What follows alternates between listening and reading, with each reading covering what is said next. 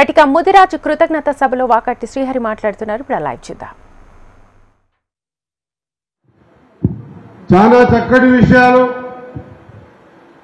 మాట్లాడడమే కాకుండా మేము రేపు భవిష్యత్తులో చేయబోయే పనిని కూడా మాకు అప్పజెప్పినటువంటి ఇంతకుముందు మాట్లాడిన ప్రతి ఒక్కరికి కూడా విలువైన సమాచారం ఇచ్చారు. కాబట్టి నేను నా హృదయపూర్వకంగా వారికి శిరసొంచి నమస్కారాలు తెలియజేస్తా ఉన్నా.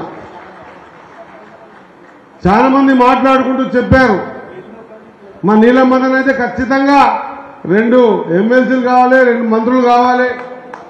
అదే మాదిరిగా మా జ్ఞానేశ్వరన్న కూడా మాట్లాడుతూ ఖచ్చితంగా అన్ని హోదాల్లో ముదిరాజులని ఒక స్థాయికి తీసుకురావాలి. మరి 80 సంవత్సరాల మా కూర వృద్ధుడు మాట్లాడుకుంటూ ఖచ్చితంగా ముదిరాజుల ఐక్యత కావాలి. మా ఐఏఎస్ ఆఫీసర్ మాట్లాడుకుంటూ ముదిరాజుల ఏకం కావాలి. మిగతా మా వెంకటేశ్వర మాట్లాడుకుంటూ చట్టసభల్లో ఏం కావాలి, ఎవరెవరు రిజర్వేషన్ ఎంతెంత ఉంది, మా అందెబాబాయన మాట్లాడుకుంటూ చదువు ఎట్లా చదవాలి.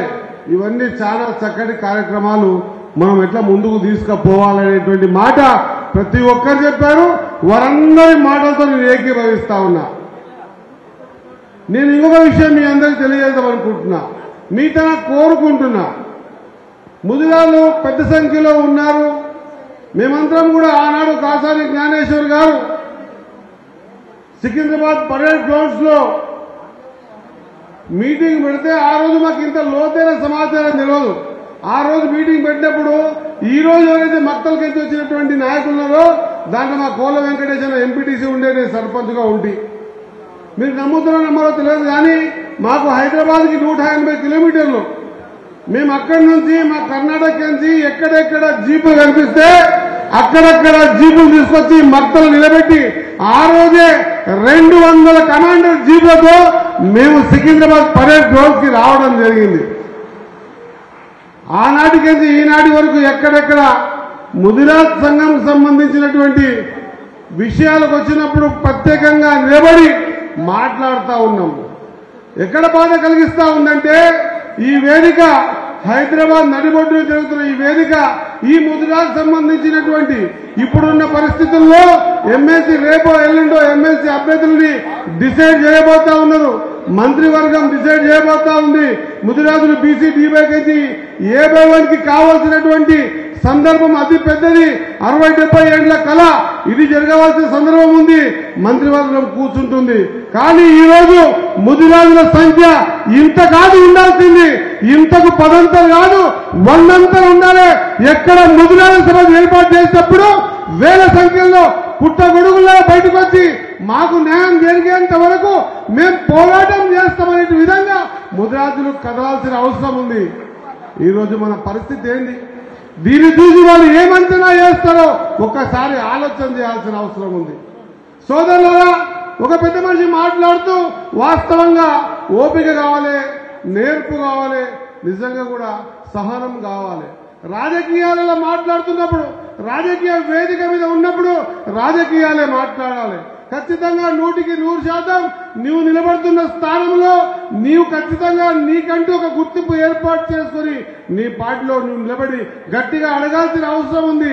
గట్టిగా అడగాల్సి అవసరం తర్వాత నేను గతంలో 2014లో 18లో టికెట్ రాకపోతే పార్టీ మారలే.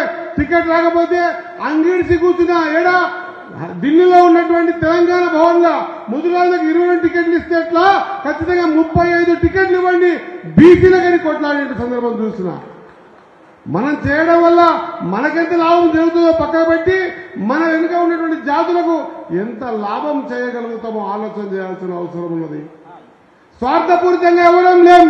వేదిక మీద ఉన్న ప్రజలందరం కూడా నిస్వార్థంగా ఉన్నాం. ఖచ్చితంగా రేపు రాబోయే రోజుల్లో ఈ వేదిక ద్వారా మాట్లాడిస్తా ఉన్నాం. ముదిరాజులు కదలండి. ఖచ్చితంగా రేపు రాబోయే రోజుల్లో మన పిల్లలకు మనము ఆస్తులు ఇచ్చినా, అంతస్తులు ఇచ్చినా, భూములు ఇచ్చినా, ప్లాట్లు ఇచ్చినా, డబ్బు ఇచ్చినా అన్ని కరిగిపోతాయి. వాళ్ళ భవిష్యత్తు నిజంగా నిర్మాణం చేయాలనుకుంటే బీసీ D/1 నుంచి A/1కి సర్టిఫికేట్ ఇప్పించేటువంటి కార్యక్రమాన్ని మనం భుజస్కంధాల మీద చేసుకోవాల్సిన అవసరం ఉంది. వాస్తవంగా మా సోదరుడు మాట్లాడుతూ చెప్పిండు, ఖచ్చితంగా మనకు 5 ఎకరాల భూమి ఇచ్చిండ్రు, ఎక్కడో అక్కడ కట్టాల్సిన అవసరం ఉంది. ఆ భూమిని కట్టుకుంటూ మనం ప్రతి ఒక్కరం కూడా ఈ సంబంధించినటువంటి విద్యాపరంగా, రాజకీయ పరంగా, వ్యాపార పరంగా, ఆర్థికంగా, ఆలోచన పరంగా అన్ని రంగాల్లో ముదిరాజులు ముందుకు రావాలా, ఎదగాల. నీవు ఎదిగినప్పుడే నీ ఎంబడి నలుగురు నడుస్తారు, లేకుంటే నువ్వే ఇంకోరెంబడి నడవాల్సిన దౌర్భాగ్యమైన పరిస్థితి వస్తుంది అన్న మాట మర్చిపోద్దని తెలియజేస్తా ఉన్నా. నువ్వు నడిచే పద్ధతి, నువ్వు చూపించే మార్గం నీ అంత జనం నడిచే విధంగా ఉండాలి. వాస్తవంగా బాధపడతా ఉన్నాం. 119 నియోజకవర్గాల్లో ఇప్పుడు ముదిరాజు సంఖ్యాపరంగా మనకు అందరికంటే అధికమని తేలింది. ఎక్కడ సంఖ్యలో మాత్రమే. 7వ ఉంది సంఖ్య అసెంబ్లీలో, 7వ ఉంది సంఖ్య పార్లమెంట్లో, 7వ ఉంది సంఖ్య జిల్లా పరిషత్ చైర్మన్లల్లో, 7వ ఉంది సంఖ్య అత్యధిక స్థానాలు ఎమ్మెల్సీ ఎంపీలల్లో. ఒకసారి మనం ఆలోచన చేయాల్సిన అవసరం ఉంది. ఎన్నేళ్ళు ఇంకెవరో వస్తారు, ఇంకెవరో బాగా చేస్తారు, వాళ్ళెంబడి నడుస్తాం, ఏ రాజకీయ నాయకుడు పిలుపునిస్తాడు వాళ్ళెంబడి పోతాం కాదు. మనకు మనంగా ఒక నాయకత్వ లక్షణాలను ఏర్పాటు చేసుకోవాల్సిన అవసరం ఉంది. ఈ సభ పూర్తిగా ఈ సభ జిస్కి జిన్కి ఆబాది, జిత్ని జిన్కి ఆబాది, ఉతిని ఉనికి ఇచ్చేదారి అని రాహుల్ గాంధీ గారి ఆలోచన విధానం, రాహుల్ గాంధీ గారి ఆలోచన విధానం ఈ దేశంలో ఏ సంఖ్యాపరంగా ఎవరు ఎంతనో వాళ్లకు అంత లబ్ధి చేకూరాలనేటువంటి ఆయన ఆలోచన. ఇప్పటిదాకా వెనుకబడ్డ జాతులలో పార్లమెంట్ కానీ, అసెంబ్లీ కానీ కడప దొక్కని జాతులు ఇంకా బీసీలలో చాలా ఉన్నాయన్న మాట ఆయన గుర్తెరిగి ఆయన తీసుకున్న నిర్ణయం, ఆ నిర్ణయాన్ని అధికారంలో ఉన్నటువంటి తెలంగాణలో కాంగ్రెస్ పార్టీ రేవంత్ రెడ్డి గారు ఒక రెడ్డి బిడ్డ అయినా కూడా సామాన్యంగా ఒక రెడ్లంతా ఏం చేస్తారంటే కులగరంగా చేస్తే మా కిందికి నీళ్ళు ఏడొస్తామని బెదురుకుంటారు. అట్లా భయపడకుండా ఖచ్చితంగా రాహుల్ గాంధీ గారు చెప్పిన మాట జిస్కి జిత్ని ఆబాది, ఉదికి ఉత్తిని హిస్సేదారి అనే మాటని అసెంబ్లీలో తీర్మానం చేపించి సబ్ కమిటీ అధ్యక్షుడిగా ఉత్తమ్ కుమార్ రెడ్డి గారిని, మంత్రివర్యులు పొన్నం ప్రభాకర్ గారిని, సీతక్క గారిని, దామోదర్ నరసింహ గారిని, మిగతా మంత్రులందరినీ కూడా ఒక కమిటీగా ఏర్పాటు చేసి 50 రోజుల ప్రక్రియ. ఒక బీసీల కులగణన జరగలే. ఇక్కడ బీసీలంతా, ఎస్సీలంతా, ఎస్టీలంతా, అగ్రవర్ణాలన్నీ, బీసీలలో సబ్ క్యాస్ట్లో ఎవరి కులం ఎంత అనేటువంటి సర్వే జరిగింది. ఈ రోజు మనం బీసీలమంతా, దట్టు ముద్రాలమంతా కూడా ఒక అథెంటిక్ గా మనకు రేపు గజెట్ రాబోతా ఉంది. మన సంఖ్య మనకు తెలియబోతా ఉంది. ఈ సంఖ్య పరంగా రేపు రాబోయే రోజుల్లో మన పిల్లల్ని అధికారికంగా అడగవచ్చు. ఇక్కడే డిఎల్ పాండు గారు, మిగతా ఎంపీ వెంకటేష్ గారు ఎంత న్యాయవాదులు ఉన్నారు. మనం రేపు పొద్దుగాల అధికారికంగా ముదిరాల సంఖ్య ఇంత ఉంది, మాకెందుకు వాటా ఇస్తలేవు అనేటువంటి ఒక అధికారాన్ని రేవంత్ రెడ్డి గారు మనకి ఇచ్చారన్న మాట గుర్తుపెట్టుకోవాల్సిన అవసరం ఉంది. సామాన్యంగా ఇది చేయరు. ఎందుకంటే ఈ సంఖ్యాపరంగా ఎక్కువ ఉన్నటువంటి బీసీలకు సీట్లు లేకపోతే మన గుర్తింపు పోతారని భయపడతారు.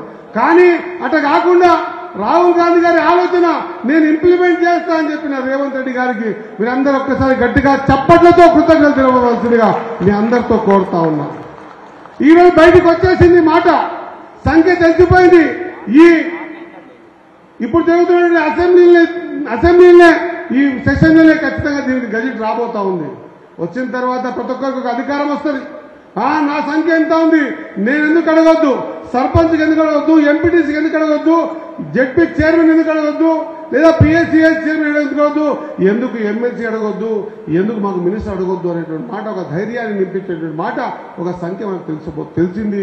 దాని పరంగా మనం ముందుకు పోవాల్సిన అవసరం ఉంది. సోదరులారా, ఈ 14 నెలల కాంగ్రెస్ పార్టీ రేవంత్ రెడ్డి ప్రభుత్వం ద్వారా ఎన్నో సంక్షేమ పథకాలు తీసుకున్నాం.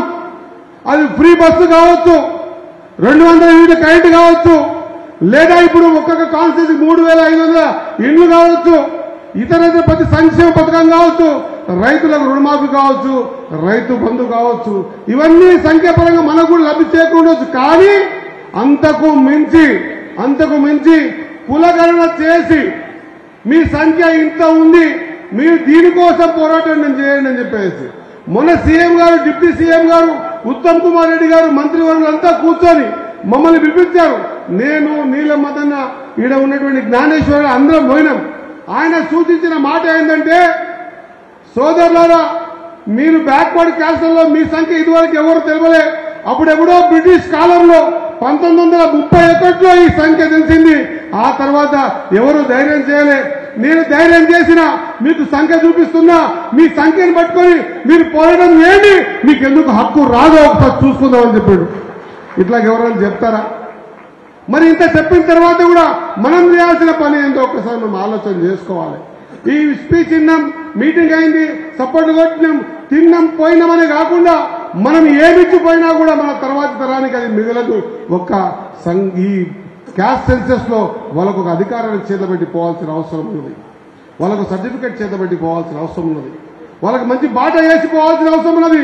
మనం కష్టపడ్డామా, నష్టపడ్డామా, ఉపవాసం పండుకున్నామా లేదా ఎన్నో కష్టాలకు వచ్చినాం. మా సోదరుడు చెప్తా ఉండే, నేను ఈ స్థాయికి రావడానికి, కౌన్సిల్ స్థాయికి వచ్చి ఎమ్మెల్యే దాకా రావడానికి 1,00,000 అవమానాలు పడ్డా. నా టార్గెట్ అంతా ఒక్కటే. చట్ట సభల్లో నేను నా జాతి గురించి మాట్లాడాలని అనుకున్నా కాబట్టి ఈ ప్రయాణం నాకు జరిగింది. అందుకే ఆ రోజు ప్రణం ప్రభాకర్ గారు బీసీల కులగానం చేస్తున్నప్పుడు బలపరచడానికి ముందుకొచ్చి నేను బలపరిచే అవకాశం నాకు దొరికింది. అసెంబ్లీలో రికార్డుగా మాట్లాడినా బీసీల కులగాన